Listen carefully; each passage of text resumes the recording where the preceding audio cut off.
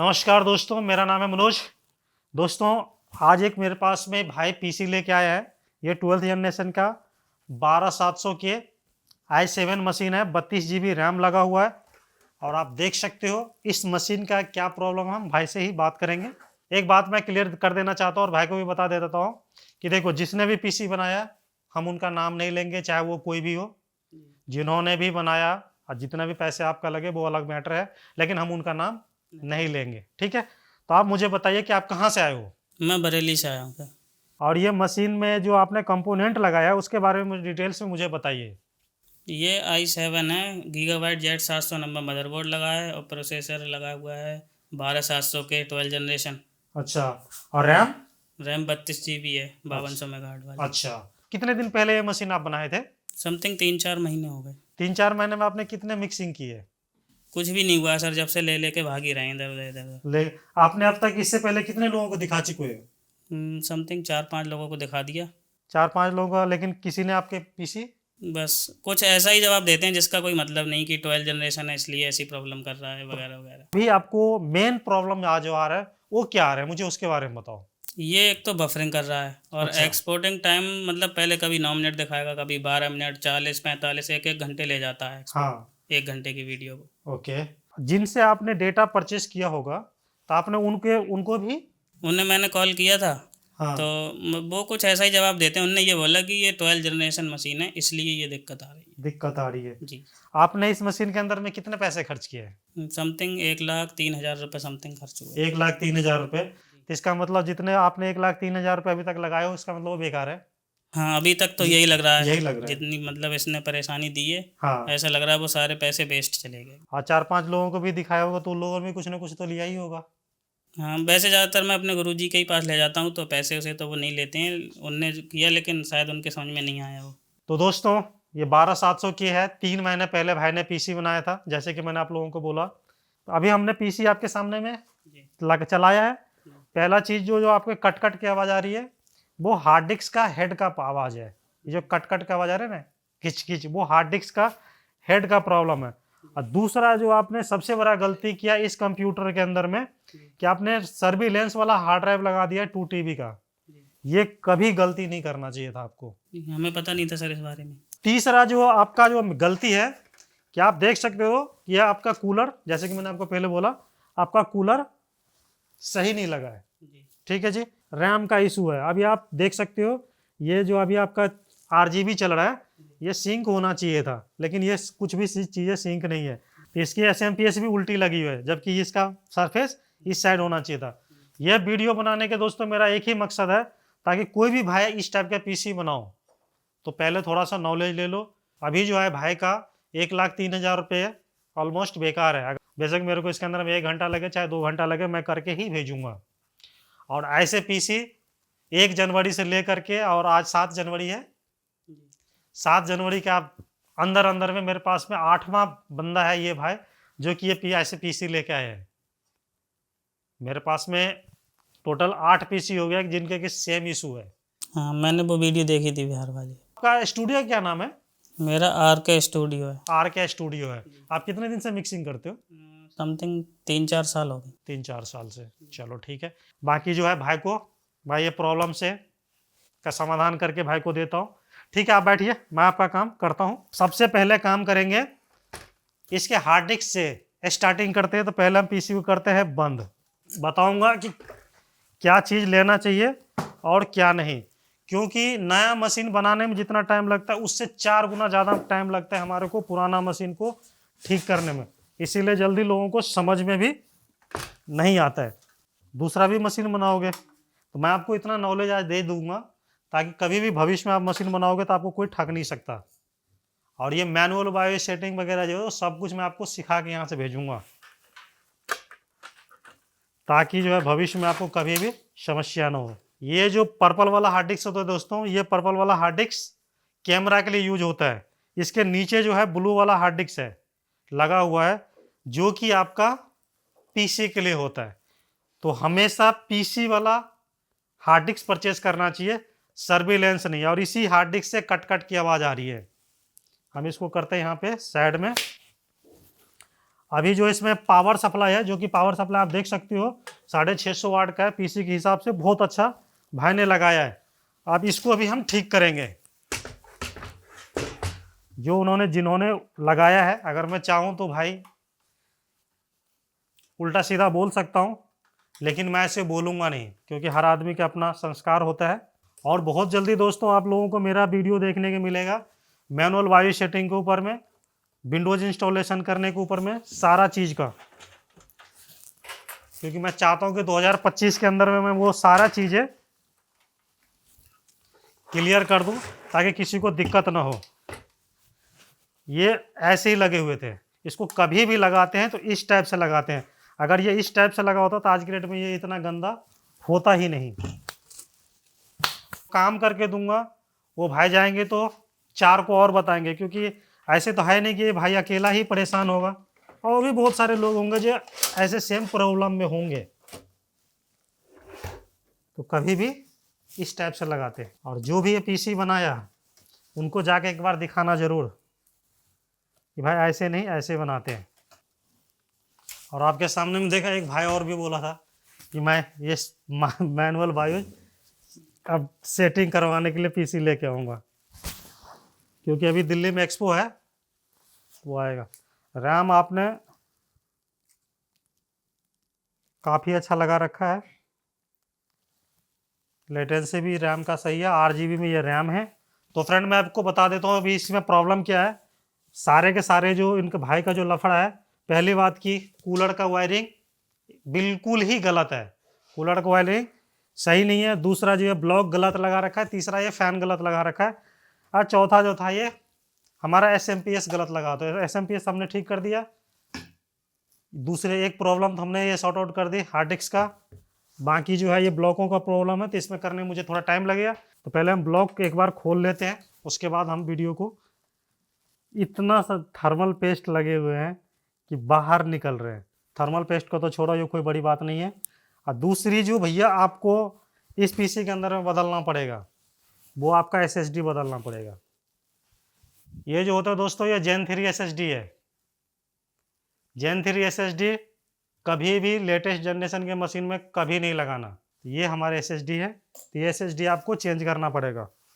हालांकि इस पर भी मैं आपको चला के दूंगा, स्पीड अच्छा देगा, लेकिन अगर इससे बेहतर परफॉर्मेंस लेना चाहते हो C ड्राइव से, तो आपको SSD Gen 4 लगाना ही पड़ेगा। Gen 4 SSD इसके अंदर में लगेगा, ताकि जो SSD आपका हीट ना हो। आपने अभी यहाँ पे लगाए थे, और Gen 4 SSD जैसे ही लगेगा उसके ऊपर में हीट सिंक आएगा, क्योंकि विदाउट हीट सिंक का आप Gen 4 SSD चलाओगे तो बहुत ज़्यादा हीट हो जाएगा, ओवर हीट होगा और फिर परफॉर्मेंस को ड्रॉप कर देगा। ठीक है, तो अभी हम तो ये करते हैं। तो दोस्तों बीमारी हमें पता चल गया है, सारे बीमारी को हम सॉर्ट आउट करके फिर वीडियो को, और फिर जब ये होने के बाद में फिर से हम भाई से बात करेंगे, क्योंकि मेरे को जैकेट बदलना पड़ेगा। फुल साइज के जैकेट में काम कर नहीं पाऊंगा, तो हाफ जैकेट पहन के मैं करता हूँ। तो फ्रेंड अभी आप देख सकते हो मेरे हाथ में गीगावाट का Z790 ये मदरबोर्ड है। इसमें जो आपको पोर्ट्स मिल रहा है यहाँ पे 2 3.2 का और एक बायोज अपडेट के लिए, ये भी 3.2 का, ये टाइप सी है, एक HDMI और एक DP वाईफाई ब्लूटूथ का ये मदरबोर्ड है। और ये जो है आप देख सकते हो यहाँ पे अल्ट्रा ड्यूरेबल लिखा हुआ है, और ये इसका हीट सिंक है। अब जो देख सकते हो मैंने पूरा का जो है खोला है, अब मैं सबको साफ करूँगा और इसको जो है फिर से नया पीसी की तरह बनाऊंगा, क्योंकि इसके अंदर में वायर मैनेजमेंट भाई साहब क्या बताऊं।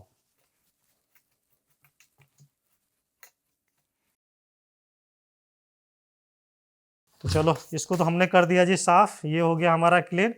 अब बच गया हमारा रैम। रैम तो सही है, तो ये हमारा रैम भी लग गया, SSD तो पहले से लगे हुए हैं।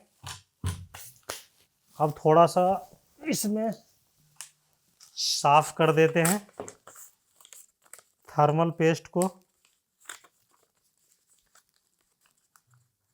इतना ज़्यादा थर्मल नहीं लगाना चाहिए, देख रहे हो। दिखाओ, ये देखो कितना थर्मल लगा कर ये सॉकेट पर जाएगा, चारों तरफ जो है बिखेर देते हैं ताकि जो है इशू ना आए। इसको करते हैं जी साइड में। अब जो है इसकी हम थोड़ा सा वायर मैनेजमेंट की तरफ ध्यान देते हैं और देखते हैं कि इसका क्या हिसाब किताब है। तो आप देख सकते हो कितना अच्छा है। ये लोकल साटा केबल लगाए हो क्या? इसके मदरबोर्ड में इसका साटा केबल ओरिजिनल वाला आया होगा, वो क्यों नहीं लगाए जी? ये लोकल है, लोकल कभी नहीं लगाना साटा केबल, इससे स्पीड में बहुत फ़र्क पड़ता है। ओरिजिनल साटा केबल खरीदोगे ना, वो थोड़ी सी महंगी मिलती है, स्पीड बहुत अच्छा होता है। ये क्या कर दिया इन लोगों ने। एक ये आ गया हमारा, इसका पैनल कहाँ है जी? दूसरा आ गया,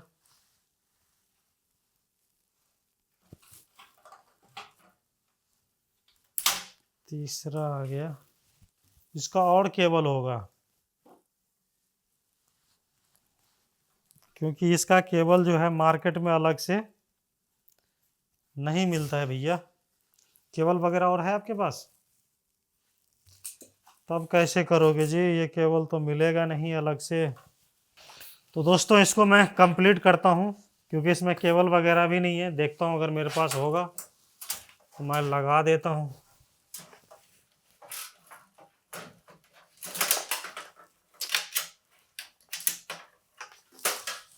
इतना मेहनत करने के बाद में रिजल्ट काफ़ी ज़्यादा बढ़िया आया है।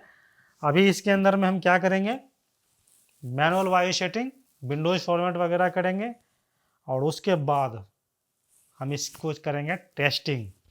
जैसे कि भाई बता रहा था कि टाइमलाइन के ऊपर में वीडियो प्ले होते हैं तो कोई चीज़ हम डाल देते हैं तो वहीं जा कर के अटक जाता है। क्या है वो सब बीमारी सॉर्ट आउट होगा नहीं हुआ, वो हम अभी देखेंगे।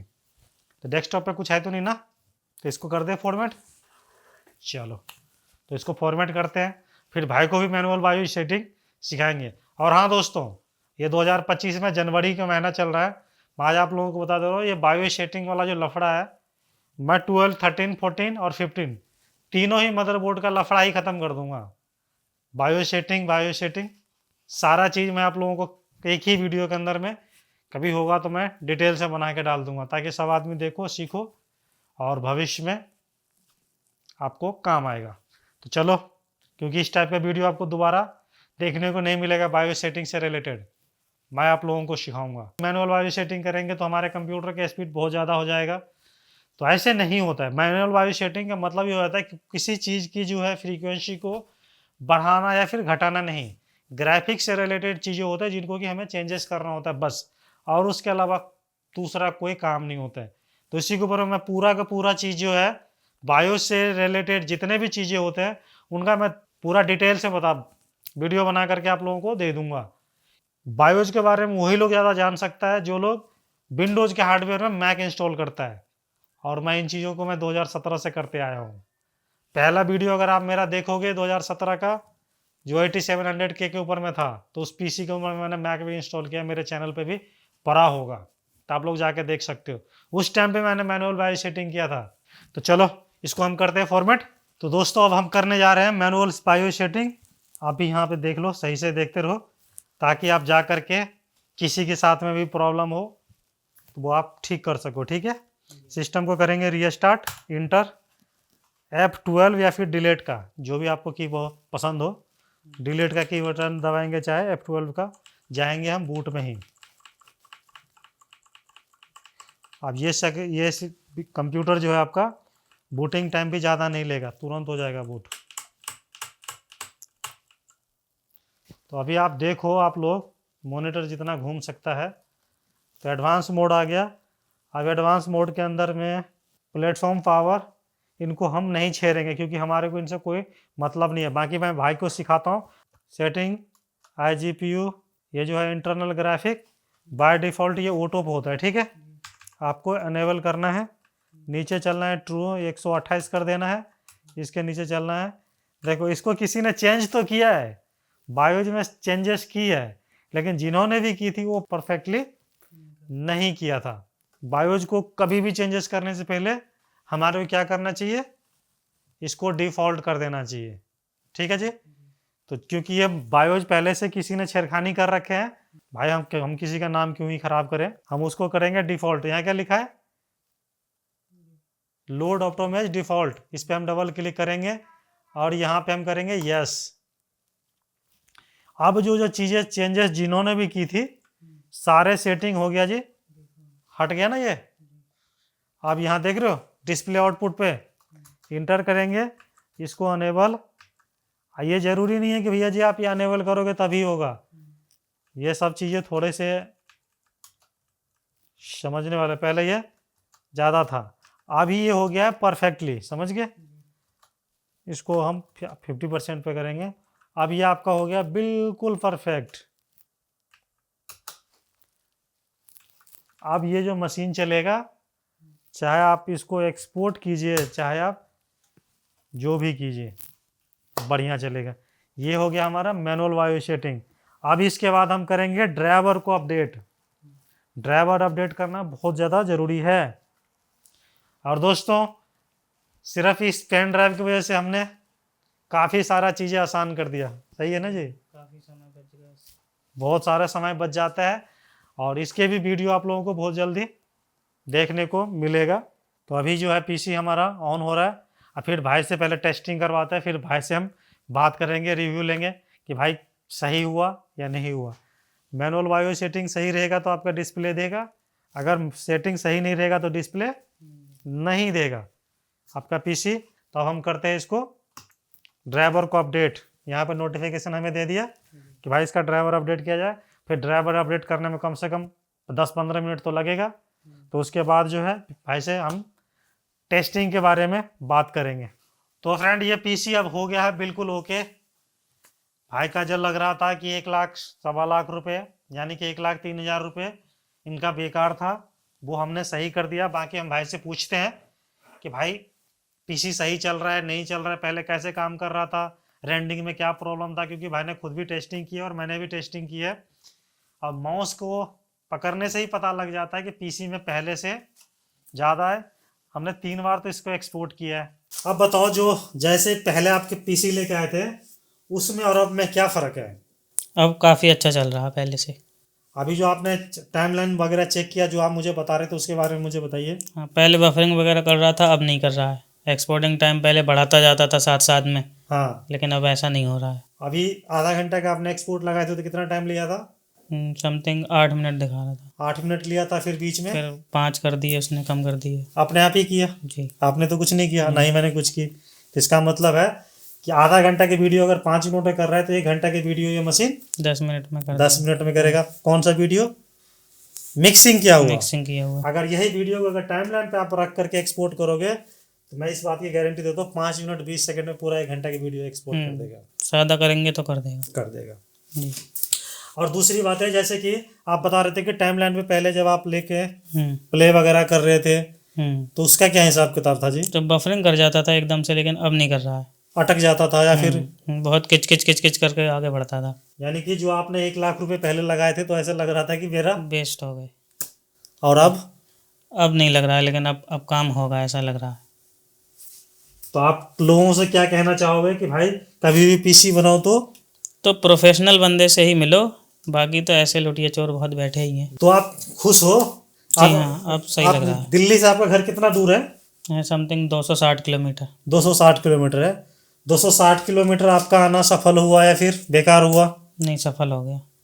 चलो, बाकी आप सबसे यही क्या कहना चाहोगे कि भाई जब पीसी बनाओ तो 1 लाख प्लस अगर आप जाते हो तो कहाँ जाना चाहिए? ऐसे नहीं है, मैं किसी को अपने तरफ से ये नहीं बोलूँगा कि भाई कि मेरे पास में ही आओ मैं ही आपको अच्छा कंप्यूटर बना के दूंगा, बिल्कुल भी नहीं।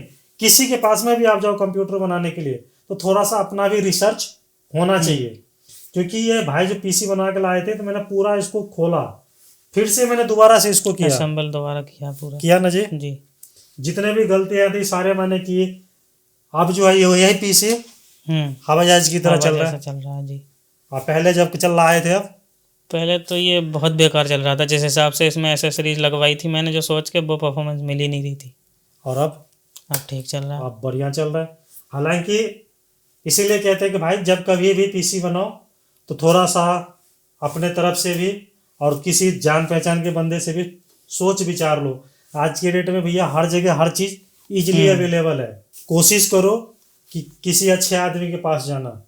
अब ये ऐसे नहीं है कि भैया जी ये मेरा दोस्त है या फिर मैं इनको जानता हूँ तो मैं इनके पास में जाऊँगा, या फिर कोई शॉप वाला मेरा दोस्त है तो उनके पास में नहीं जाऊँगा, नहीं जाऊँगा।